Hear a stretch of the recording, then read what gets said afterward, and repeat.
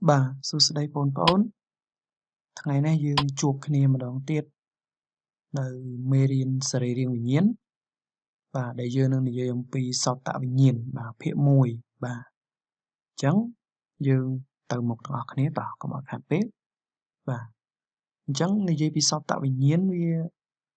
មានន័យថានិយាយពីតិចបាទដែលវាជាសរីរាង្គវិញ្ញាណដែលទទួលយកសូរសំឡេងបាទហើយបកប្រែទៅជាអង្គភ្លុច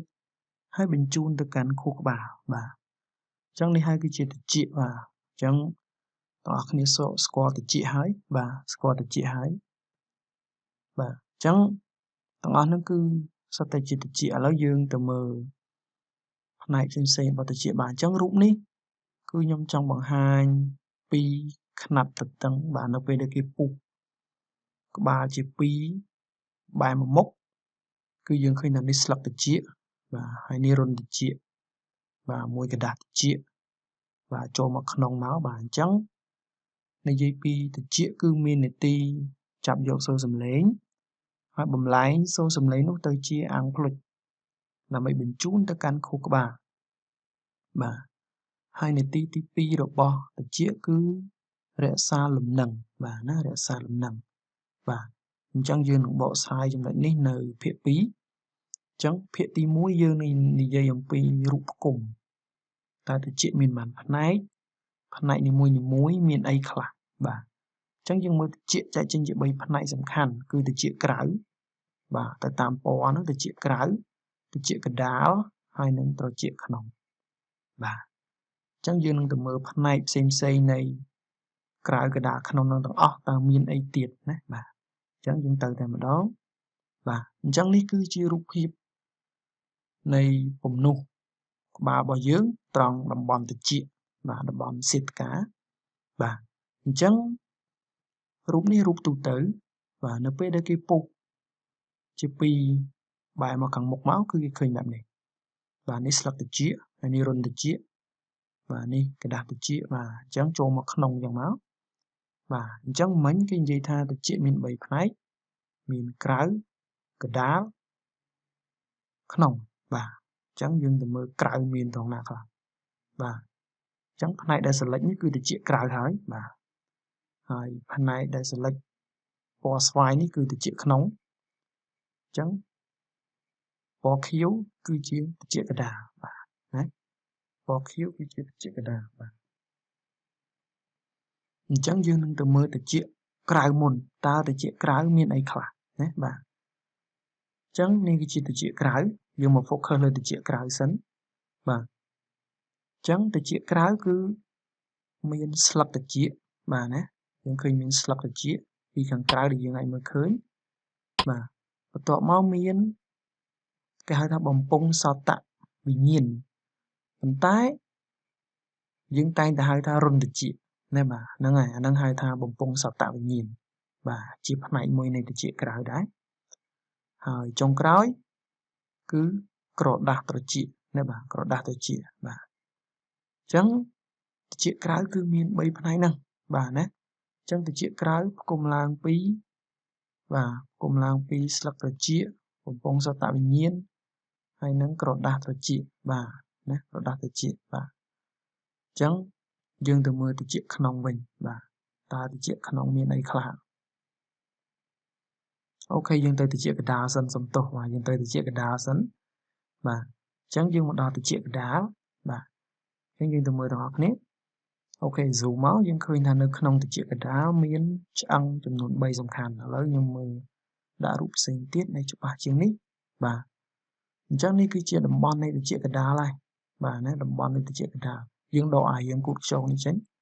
ហើយនឹងត្រឹមកដាស់តិចមកមុខមកអញ្ចឹងផុតពីហ្នឹងក្នុងតំបន់បៃតងហ្នឹងមកក្រោមគឺជាតិចកដាលហើយណាបាទអញ្ចឹងយើងមើលតើតិចកដាលមានអីខ្លះបាទគេថាតិចកដាលផ្គុំឡើងពីឆ្អឹងត្រចៀកទាំង3អញ្ចឹងយើងឃើញសិលិចពណ៌ស្វាយហ្នឹងគឺឆ្អឹងមួយហើយបាទសិលិចពណ៌ស្វាយហ្នឹងឆ្អឹងមួយហើយហើយបន្ទាប់មកនេះឆ្អឹងមួយទៀតបាទហើយបន្ទាប់មកនេះឆ្អឹងមួយទៀតបាទអញ្ចឹងនៅក្នុងតិចម្ខាងមានឆ្អឹងតូចចំនួន3បាទដែលវាចាំជួយ នាំលំញ័រពីกระดาษត្រជាក់មកត្រជាក់ក្នុងបាទអញ្ចឹងយើងមើលឆ្អឹងមួយនេះផ្ទុកមួយកระดาษត្រជាក់បាទហើយខាងនេះផ្ទុកមួយត្រជាក់ក្នុងបាទអញ្ចឹងមានឆ្អឹងត្រជាក់ទាំង3បាទបន្ទាប់ពីឆ្អឹងត្រជាក់ទាំង3តើត្រជាក់កណ្ដាលមានអីទៀតបាទគឺវាមានប្រម៉ោយស្តាវាគឺជាបំពង់មួយភ្ជាប់មកកាន់បំពង់កដើម្បីសម្រួលសម្ពាធនៅក្នុងត្រចៀកកណ្ដាលបាទបើសិនជាតំបន់នេះបិទជិតបាទតំបន់នឹងបិទជិតគឺអត់មានខ្យល់សម្រួលសម្ពាធចេញមកទេអញ្ចឹងគឺណែនតែម្ដងនៅក្នុងហ្នឹងបាទណែនតែម្ដងបាទណាអញ្ចឹងជាទូទៅនៅពេលដែលយើងលាបទឹកមាត់ឬសូប៉ឹកប៉ឹកនៅក្នុងត្រចៀកគឺមានន័យថាពេលលាបទឹកមាត់ទៅខ្យល់បុកមកប៉ះនេះវិញតាមបំពង់ខ្យល់តាមបំពង់កនឹងមកវិញណាបាទអញ្ចឹងវាមកតាមបំពង់កចូលតាមប្រមាណស្តាសនឹងមកវិញណាបាទអូខេអញ្ចឹងនៅមានន័យទៀតក្រៅពីប្រមាណស្តាសបាទនេះយើងហៅថាបង្អួចរាងពងក្រពើគឺជាចំណុចដែលឆ្អឹងរបស់ត្រចៀកផ្ទុកទៅនឹងត្រចៀកក្នុងបាទឆ្អឹងរបស់ត្រចៀកក្រៅផ្ទុកទៅនឹងត្រចៀកក្នុងអញ្ចឹងបង្កើតបានរាងមួយយើងហៅថារាងពងក្រពើអញ្ចឹងយើង zoom មើលតិចទៅនេះណារាងដូចពងក្រពើអញ្ចឹងបាទមានថាដកឆ្អឹងនឹងចេញទៅគឺឃើញស្នាមរាងដូចពងក្រពើអញ្ចឹងគេហៅបង្អួចរាងពងក្រពើបាទអញ្ចឹងយើងទៅបាទអញ្ចឹងយើងមកមើលត្រចៀកក្នុងវិញតើត្រចៀកក្នុងគុំឡើងពីអីអញ្ចឹងគេថាត្រចៀកក្នុងគុំឡើងពីបំពង់ពាក់កណ្ដាលរង្វង់និងបំពង់រាងកួតខ្យងតើណាទៅត្រចៀកក្នុងបាទនេះសិលិចពណ៌ស្វាយនឹងត្រចៀកក្នុងហើយបាទអញ្ចឹងវាមានបំពង់ពាក់កណ្ដាលរង្វង់និងបំពង់រាងកួតខ្យងអញ្ចឹងយើងទៅមើលលម្អិតទាំងអស់គ្នាបាទអញ្ចឹងនេះមួយណារាងកួតខ្យងហើយមួយណាពាក់កណ្ដាលរង្វង់បាទអញ្ចឹងវាសិលិចឲ្យស្រេចពណ៌បៃតងនេះគឺកួតខ្យងបាទហើយពណ៌បៃតងខាងលើនេះគឺពាក់កណ្ដាលរង្វង់មាន3ណាបាទបំពង់ពាក់កណ្ដាលរង្វង់មានដល់ទៅ3បាទអញ្ចឹងគេសិលិចបៃតងឲ្យហើយស្រេចអញ្ចឹងត្រចៀកក្នុងមានតែប៉ុណ្្នឹងទេគឺមានតែបំពង់ពាក់កណ្ដាលរង្វង់និងបំពង់រាងកួតខ្យងតែប៉ុណ្្នឹងទេគ្រាន់តែថាក្នុងបំពង់នឹងមានអីខ្លះយើងចាំទៅលម្អិតភាគ2ណាបាទសំខាន់យើងស្គាល់រូបគុំសិនឲ្យដឹងថាត្រចៀកមានត្រចៀកក្រៅកណ្ដាលក្នុងហើយក្រៅមានស្លឹកត្រចៀកបំពង់សតវិញ្ញាណហើយនឹងกระดาษត្រចៀកអូខេអញ្ចឹងយើងទៅមើលសង្ខេបទាំងអស់គ្នាបាទនេះគឺសង្ខេបបាទអញ្ចឹងត្រចៀកបាទមានត្រចៀកក្រៅកណ្ដាលក្នុងបាទហើយត្រចៀកក្រៅមានស្លឹកត្រចៀកបំពង់សតវិញ្ញាណกระดาษត្រចៀកហើយត្រចៀកកណ្ដាលមានឆ្អឹងត្រចៀកទាំង3ប្រមាណស្តាសបង្អួចរាងពងក្រពើ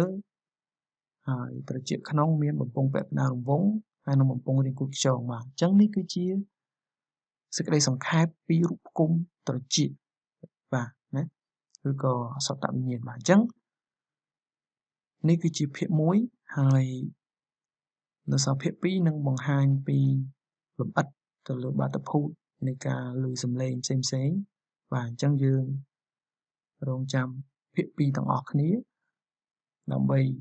តាមដានតើយើងឮសំឡេងដោយរបៀបណាបាទសំឡេងឆ្លងកាត់ចូលត្រចៀកដោយរបៀបណាបាទអញ្ចឹងអរគុណច្រើនទាំងអស់គ្នាជំរាបលា